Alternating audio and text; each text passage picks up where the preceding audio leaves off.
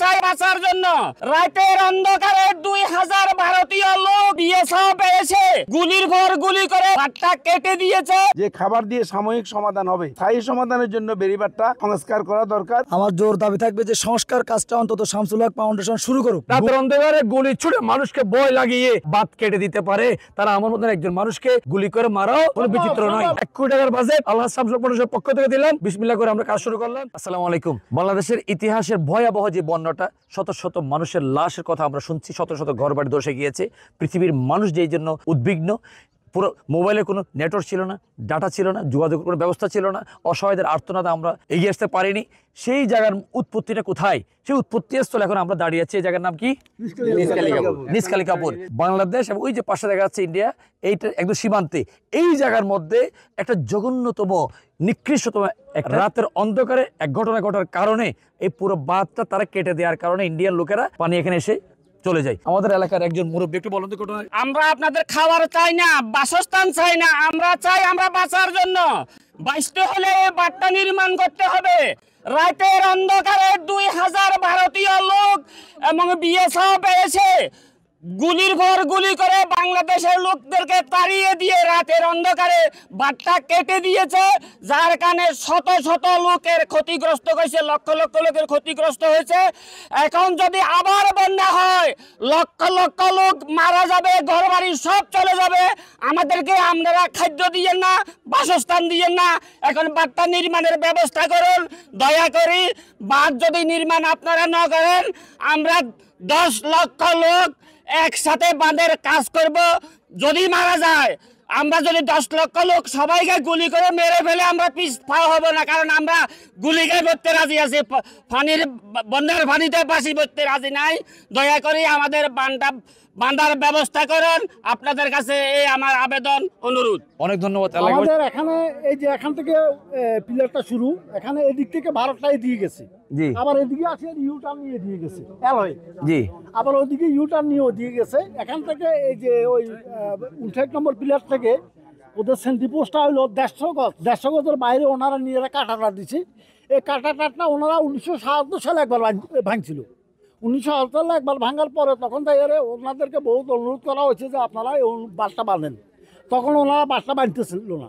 তখন আমাদের এখানে স্থানীয় জনপ্রতিনিধি বাংলাদেশ সরকারের উদ্যোগে এখানে একটা কাউন্টার বাদ দিছি। 77-এ কাউন্টার বাদ দেওয়ার পরে 83-তে যাই ওই বাসটাও ভেঙে যায়। এরপরে যাই বাংলাদেশে যখন আবার কাউন্টার বাদ দেওয়ার উদ্যোগ নেয়, তখন যাই ভারত বাংলাদেশে একটা দ্বিপাক্ষিক একটা বৈঠক হয়। দ্বিপাক্ষিক একটা বৈঠক হইয়া তখন যাই ভারত বলছে যে আমাদের নিজের খরচে এই বাসটা আমরা বেঁধে দেবো। ওরা বেঁধেও দিছে। যখন কাউন্টার বাসটা দেওয়া হয়, তখন এই বাসটা এতদিন চলতেছিল। 83 পরে মূলত আমাদের এদিকে এত বড় প্লাট আর হয়নি। রাতের 11টার সময় বিএসএফ এবং ভারতের পাবলিক সমন্বয়ে বাসটা এখান থেকে কাটার জন্য আসছিল। বাংলাদেশের লোকজন পাহারায় ছিল। এরপরে বিজিবি সহ ওদেরকে যখন পাল্টা ধাওয়া দেয়, তখন ওরা কাঁটাতার পারে যায়। জঙ্গলের ওই পাশে ওরা আসি, কাঁটাতারের এই পাশে আসি। আর ওনারা রাতের 2টার দিকে, আমি যতটুকু জানি, রাতের 2টার দিকে বেরিবাসটা ওরা কাটা দেয়। বেরিবাসটা কাটা দেওয়ার পরে বেরিবাসটা ভাঙতে ভাঙতে এদিকে মহাপ্লাবনের সৃষ্টি হয়, যেটা আমাদের পুরো ফেনী ডিস্ট্রিক্ট তথা বৃহত্তর নোয়াখালীটা তলিয়ে যায়, এখনো তলার মধ্যে আছে। রাত্রে 11টা বাজে বা 2টা বাজে তারা যে আসছে, তখন তারা কি গুলটুলি করছে নাকি এমনি আসছে? গুলি করছে আমাদের ভয়ভীতি দেখার জন্য, মানুষের মাথার উপর দিয়ে গুলিটা করছে। আমি এলাকার প্রতিনিধি, সাবেক চেয়ারম্যান মাওলানা নূর মোহাম্মদ। এখন আজকে আলহাজ শামসুল হক ফাউন্ডেশন কর্তৃপক্ষকে কালকে ওনারা যে শুকনো খাবার দিতে আসছে, তখন আমাদের দাবি ছিল যে খাবার দিয়ে সাময়িক সমাধান হবে, কিন্তু স্থায়ী সমাধানের জন্য বেড়িবাঁধটা সংস্কার করা দরকার। তখন উনি আন্তরিকতা দেখিয়ে আজকে আমাদের এখানে আসছে। আমাদের এখন মূল কথাই হচ্ছে বেড়িবাঁধটা সংস্কার করতে হবে। এইটা শামসুল হক ফাউন্ডেশন এই একটা অগ্রণী ভূমিকা রাখবে আশা করছি। সরকারের এই বৃহৎ পরিকল্পনার জন্য আজকেই ইউনিও মহোদয়ের কাছে একটা শুনতে পাইলাম যে এটা নাকি বিশদ একটা 900 কোটি টাকার একেবারে টোটাল এখান থেকে ফেনী পর্যন্ত, ফেনী নদী পর্যন্ত 900 কোটি টাকার একটা প্রজেক্ট অলরেডি ফাইলিং হচ্ছে। চেয়ারম্যান সাহেব, তো আজকে যেহেতু ইউনিও মহোদয়ের কাছ থেকে আপনি একটা 900 কোটি টাকার প্রকল্প শুনেছেন, তাহলে তো এই মুহূর্তে আর আমাদের কোনো কাজ করার দরকার নাই। না, অবশ্যই শুরু করতে হবে। আপনারা যদি শুরু না করেন, তাহলে ওই প্রকল্পগুলো বিলম্ব হবে। কারণ আমরা দেখেছি এই প্রকল্প আজ থেকে 7-8 বছর থেকে শুরু হয়েছে। এটা প্রকল্প চলতেই আছে, কিন্তু কাজ হচ্ছে না। এই গত জুনে প্রকল্পের তৈরির মেয়াদ শেষ হয়েছে, কিন্তু তারপরেও হয় নাই।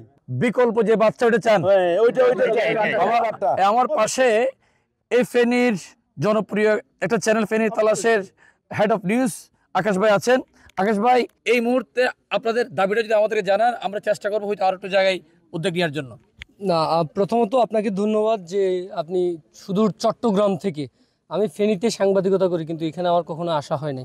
গতকালকে প্রথম আপনার মাধ্যমে এখানে আসার পরে আমি এটা জানতে পারছি এবং জানার পরে আমি এটা তুলে ধরছি। আপনারা সেটা নিশ্চয়ই ফেনীর মানুষ এবং আপনারা দেখেছেন। এখন আপনার সাথে কিন্তু আজকে আমি আবারও এসেছি, যেহেতু গতকালকের পরিস্থিতি দেখে এখানকার মানুষের আপনার কাছে দাবি ছিল ৭৭-এর যে বেলিবার বানানো হয়েছিল সেটা যেন সংস্কার করা হয়, সেই দাবিটুকু ওনার এখানে আপনারা বলেছেন এলাকাবাসী, এবং সেই মানুষগুলোকে আমরা কথা দিয়েছিলাম যে আজকে আবার আসবো, সেই আলোকে আমরা আজকে এখানে আবার আসছি। এখানে কি 1977-এর পর আর কেউ আসে নাই? কেউ আসে নাই। এটা একটা সংস্থা, মানবিক সংস্থা। এই সংস্থা কি পারবে কিনা যে এখানে যদি দেখা যাচ্ছে পরে আইনি জটিলতায় পড়তে পারে?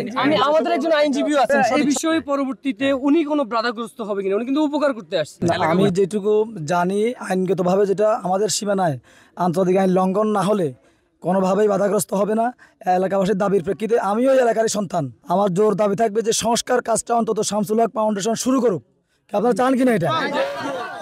আর একটা বিষয় আমি বলতে চাই, আন্তর্জাতিক আইন এবং আন্তর্জাতিক নদী আইন আছে। দুই দেশের সীমানার মধ্যে কোনো বিরোধ দেখা দেয় কোনো বিষয়ে, তাদের উচিত ছিল, এবং তারা আমাদের বড় প্রতিবেশী হিসেবে তাদের উচিত ছিল আমাদের বিএসএফকে অবহিত করা।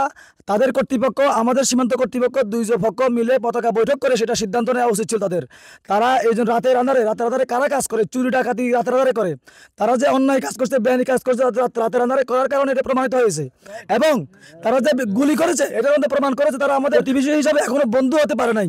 আমরা দাবি করব তারা বন্ধুসুলভ আচরণ করবে, আর আমরা আমাদের সরকারের কাছে দাবি করব, আমাদের নোবেল জয়ী যে সরকার প্রধান ডক্টর মোহাম্মদ ইউনূস, উনি আন্তর্জাতিক দুনিয়ায় একটি বিখ্যাত ব্যক্তি, উনি এটা আন্তর্জাতিকভাবে অতি দ্রুত সমাধান করে দুই দেশের মধ্যে আলোচনার আয়োজন করে আমাদের বিশাল এই প্রকল্পটা যাতে বাস্তবায়ন হয়, আমরা সেটা জোর দাবি জানাচ্ছি।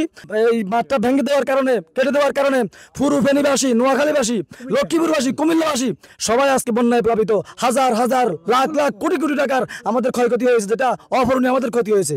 এই ক্ষতি থেকে বাঁচার জন্য আমাদের গোড়ায় হাত দিতে হবে। গতকালকে শামসুল হক ফাউন্ডেশন গোড়ায় হাত দিয়েছে, এবং এখানে এসে যেই ওনারা যে আয়োজন করেছেন, মিডিয়াতে যে বক্তব্য রেখেছেন, সেটার কারণে আজকে বিভিন্ন জায়গা থেকে দেশের বিভিন্ন জায়গাটা নাড়া দিয়েছে প্রশাসনের পর্যায়ে। আজকে তারা কিন্তু এটা উপলব্ধি করতে সক্ষম হয়েছে যে আমাদেরকে গোড়ায় হাত দিতে হবে। এই জন্য শামসুল হক ফাউন্ডেশনকে আমাদের এলাকাবাসীর পক্ষ থেকে আমি আন্তরিক অভিনন্দন এবং ধন্যবাদ জানাচ্ছি। এলাকাবাসী, আপনাদের এই প্রত্যন্ত অঞ্চলে হাজার হাজার মানুষের একটা দাবি, আপনারা আমাদের খাবার দিচ্ছে সেটা ধন্যবাদ, কিন্তু খাবারের চেয়ে 100 গুণ বেশি দরকার এই বাঁধটা সংস্কার করা, ঠিক কিনা? প্রিয় এলাকাবাসী, আমরা একজন ক্ষুদ্র মানবিক সংগঠন, আমাদের অনেক সীমাবদ্ধতা রয়েছে। আমাদের বুকের যে সাহস সেটা হয়তো শরীরের চেয়ে অনেক বড় হওয়ার কারণে গতকালকে আমরা ডিক্লেয়ার দিয়েছি। আমার চেয়ারম্যান সাহেব বলেছেন 30 লক্ষ টাকা, এনজিও সাহেব বলেছেন 1 কোটি টাকার বাজেট রাখার দরকার। হয়তো বা এটা আরো অনেক বেশি টাকার বাজেট লাগতে পারে, আমরা হয়তো অত বাজেট হইতে পারবো না। আমার হয়তো সাধ্য নাই 10 তলা বিল্ডিং করার, সেজন্য কি আমি ঘরে থাকবো না? আমি হয়তো একটা কোটি ঘর বানাবো। আমাদের সাধ্য না হয়তো বড় বড় বিশাল বিশাল ব্লক দিয়ে হাজার কোটি টাকার খরচ করে এখানে কাজে হাত দিব, কিন্তু আমরা ছোটখাটো কিছু উঁচু মাটি দিয়ে হালকা সিমেন্টের বস্তা দিয়ে কিছু কাজ আমরা করতে পারি কিনা? এই টোটাল কাজটার দায়িত্ব হচ্ছে পানি উন্নয়ন বোর্ডের। টোটাল কাজটার দায়িত্ব হচ্ছে বাংলাদেশের সীমান্ত যারা দায়িত্ব রয়েছেন ওনাদের। টোটাল কাজটা সমন্বয় করার দায়িত্ব হচ্ছে বাংলাদেশ সীমান্তরক্ষী, ইন্ডিয়ার সীমান্তরক্ষী, উভয় পক্ষ মিলে কাজ করবেন। আমরা সেটাই কামনা করি। কিন্তু যেহেতু কথা বলছেন, আপনারা জানাচ্ছেন 1983 সাল থেকে এই এলাকার মধ্যে আর কেউ আসে নাই। আসছে কেউ? এখন খালি আসতেছে, চেয়ারম্যান বলতেছে আসতেছে, প্রকল্প হচ্ছে, লেখা হচ্ছে, কিন্তু কাজ হচ্ছে না। এদিকে মাঠের পর মাঠ তলিয়ে যাচ্ছে, এলাকার পর এলাকা, গ্রামের পর গ্রাম, জেলার পর জেলা পানিতে প্লাবিত হচ্ছে। ঠিক আছে? সুতরাং আমি আমার ভিডিও যারা যারা দেখছেন প্রত্যেকের কাছে একটু জানাতে চাই, আজকে থেকে 28 তারিখ, আজকে বুধবার 28 তারিখ থেকে আগামী 3 দিন, কয়দিন? 12 ঘন্টার সময় আমরা আমাদের পানি উন্নয়ন বোর্ড সরকার উদ্যোতন কর্তৃপক্ষের কাছে বিনীত নিবেদন করলাম 72 ঘন্টার মধ্যে মেহরবানি করে আমাদের যে উপদেষ্টা পরিষদ রয়েছে সবাই দক্ষ উপদেষ্টা পরিষদ আলহামদুলিল্লাহ নোবেল জয়ী একজন মানুষ পেয়েছি। আমরা আশা করছি বাংলাদেশ সেনাবাহিনী সেনাপ্রধান যে দক্ষ ভূমিকা রেখেছেন, আশা করতেছি এই বার্তা নিয়ে আমাদের সেনাপ্রধান নোবেল জয়ী চিফ অ্যাডভাইজার প্রধান উপদেষ্টা রয়েছেন, অন্য সম্মিলিতভাবে যদি উদ্যোগ নেন এটা 1 or 2 মিনিটের ইস্যু। প্রফেসর ডক্টর ইউনূস মহোদয়ের প্রতি বিনীত নিবেদন আগামী 72 ঘন্টা, কারণ আমাকে এলাকাবাসী জানাচ্ছেন আজকে যদি ওখানে বৃষ্টি হয় আগামীকালকে কি হবে? আজকে বৃষ্টি হলে কালকে কি হবে? কালকে বৃষ্টি হলে পরশু কি হবে? আবার তলিয়ে যাবে। আজকে কালকে পরশু এই 3 দিন এই মানুষগুলো যদি অসহায় হয়ে থাকে তাহলে আমরা নিজেকে জবাব দিতে পারবো না। সেজন্য রাতের অন্ধকারে চোরের মতো ডাকাতের মতো যারা বাদ কেটে দেয় ওদের সাথে সৌজন্যমূলক হলো আপনারা পতাকা বৈঠক করেন, পতাকা বৈঠক করে দ্রুত অল্প সময়ের মধ্যে সিদ্ধান্ত নেবেন। আগামী 3 দিন 72 ঘন্টার মধ্যে মেহরবানি করে কাজে হাত দিয়ে ফেলেন। আমি আমাদের সংশ্লিষ্ট কর্তৃপক্ষ যারা আছে তাদের সকলের কাছে নিবেদন রাখবো কাজে হাত দিয়ে স্বেচ্ছাশ্রমের ভিত্তিতে আমরা সবাই মিলে কাজ শুরু করবো। গতকালকে যখন আমি ভিডিওটা রাত 12টা বাজে আমি আমার আইডিতে আপলোড করেছি, অনেক মানুষ আমার সাথে যোগাযোগ করেছেন, আপনি বাঁধ নির্মাণের জন্য উদ্যোগ নেন, আমরা আছি আপনার সাথে। বাংলাদেশে অনেক মানুষ বলেছেন কিন্তু এই এলাকাতে থাকতেছেন আপনারা যদি চেয়ারম্যান সাহেব যেটা বলেছেন স্বেচ্ছাশ্রমের ভিত্তিতে এগিয়ে আসার উদ্যোগ রাখেন, 1 কোটি টাকার বাজেট আল্লাহ শামসুল পরিষদের পক্ষ থেকে দিলাম। ওই যে কথা 10 তলা বিল্ডিং করতে না পারি, একটা কোটি ঘর হইলে বানাবো, বড় বড় ব্লক দিতে না পারি, আমার গরিবের কোটি ঘর আমি থাকবো, আমার গরিবের ভাবে বাদ দিয়ে হইলো পানিটা কিভাবে রক্ষা করে দেয় সেটা আমরা দেখবো। এবং এই কথা শুন না আমাদের সরকার ঊর্ধ্বতন কর্তৃপক্ষ সংশ্লিষ্ট কর্তৃপক্ষ যদি এগিয়ে আসেন, ওনারা আরো আধুনিকায়ন করে বিশ্বের আধুনিকভাবে যে প্রকল্পগুলো রয়েছে সেই প্রকল্পগুলোকে এনে খুব দ্রুত সময়ের মধ্যে একটু বাস্তবায়ন করবেন। আমি বিরুদ্ধ দৃষ্টি আকর্ষণ করবো। আজকে 28 তারিখ, 28, 29, 30, 31 আগস্ট, তাহলে 1 তারিখ থেকে অর্থাৎ 1 তারিখ থেকে না হলে এলাকাবাসী মিলে আমরা কাজ শুরু করবো সেপ্টেম্বর। আমি বিনীত অনুরোধ করবো এই 31 তারিখের মধ্যে সংশ্লিষ্ট কর্তৃপক্ষ যারা রয়েছেন ওনারা মেহরবানি করে দৃশ্যমান কিছু কাজ করুন। দৃশ্যমান কাজ বলতে আমাদের এখানে যেই ডিজাস্টার হয়েছে এটাকে নিয়ে আমার ইঞ্জিনিয়ারগুলো নিয়ে এসে কি করতে হবে না করতে হবে এই এলাকাবাসী সবাই রয়েছে, এখানে কারো কোনো আন্দোলন নয়, কারো কোনো বিষয় নয়, আমরা একটা বাদ চাই। এলাকাবাসীর যে দাবিটা রয়েছে সেই দাবিটার সাথে আলহাজ শামসুল ফাউন্ডেশন বিসমিল্লাহ করে আমরা কাজ শুরু করলাম। এবং এইটা শুরু করার কারণে গতকালকে ডিক্লার দিয়েছি যেহেতু বিশাল একটা রাষ্ট্র যারা রাতের অন্ধকারে গুলি ছুড়ে মানুষকে ভয় লাগিয়ে বাদ কেটে দিতে পারে, তারা আমার মতন একজন মানুষকে গুলি করে মারাও কোনো বিচিত্র নয়। তবে ওনারা যদি মেরেও ফেলে আমাকে যদি মেরেও ফেলে মরার আগ পর্যন্ত এই প্রজেক্টটা আমি আছি, মরার আগ পর্যন্ত আমি প্রজেক্টটা আছি।